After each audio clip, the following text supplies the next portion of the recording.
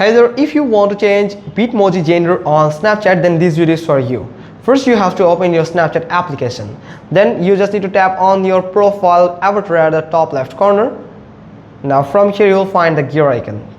Tap on it to get the settings menu, and in the settings menu you will find Bitmoji, and from here you will find some options.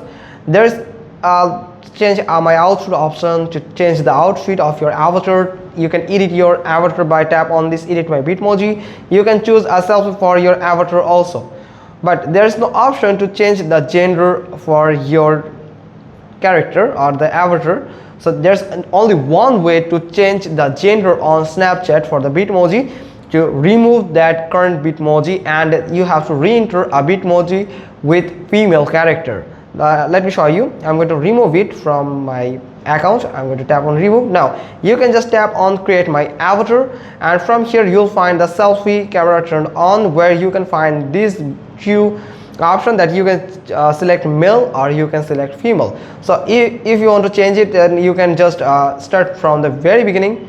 So that's how you can just simply change the Bitmoji gender on Snapchat. Hope you got this. If so, then give us a thumbs up. Don't forget to subscribe our channel, and thanks for watching. Till next time.